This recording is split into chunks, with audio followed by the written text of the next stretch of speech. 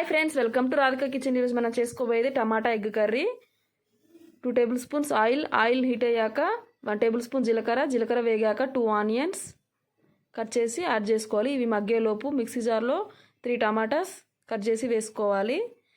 5 జీడిపప్పు పలుకులు, 6 వెల్లుల్లి రెబ్బలు, ఇంచు అల్లం ముక్క, వీటన్నిటిని మెత్తగా మిక్సీ చేసుకోవాలి. మగ్గిపోయిన ఆనియన్స్లో టమాటా పేస్ట్ని యాడ్ చేసుకోవాలి. మంటను మీడియం ఫ్లేమ్లో ఉంచాలి. బాగా ఫ్రై అవ్వాలి, లేకపోతే పచ్చి వాసన వస్తుంది.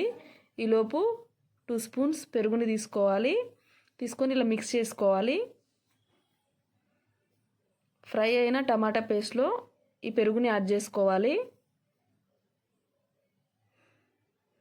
మంటను మీడియం ఫ్లేమ్లో ఉంచి ఇలా ఒకసారి మిక్స్ చేసుకోవాలి. చిటికెడు పసుపు, 1 టేబుల్ స్పూన్స్ కారం, మీరు కారాన్ని చూసుకొని యాడ్ చేసుకోండి.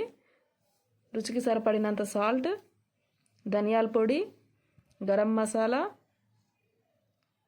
చికెన్ మసాలా, వీటన్నిటిని కూడా మిక్స్ చేసుకోవాలి.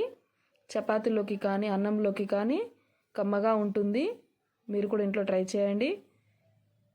ఇక్కడ నేను గ్రేవీ కోసం లైట్గా వాటర్ యాడ్ చేసుకుంటున్నాను. అడుగు అనేది మాడకుండా ఉంటుంది. ఫస్ట్ టైం నా ఛానల్ చూస్తున్న వాళ్ళు సబ్స్క్రైబ్ చేసుకోండి. మీకు ఏమైనా రెసిపీస్ కావాలంటే నాకు కామెంట్ చేయండి. ఇక్కడ ఎగ్ బ్రేక్ చేసి వేసుకుంటున్నాను. నేను 4 eggs దాకా తీసుకున్నాను. అన్నీ బ్రేక్ చేసి వేసుకున్న తర్వాత లైట్గా కారం,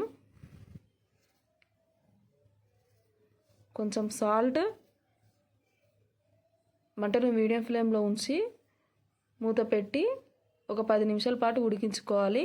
చూడండి నాకు ఎంత బాగా వచ్చిందో కర్రీ. కొత్తిమీర వేసి సర్వింగ్ బౌల్లోకి సర్వ్ చేసుకోవడమే. మీకు నచ్చితే like, share, subscribe. Thank you.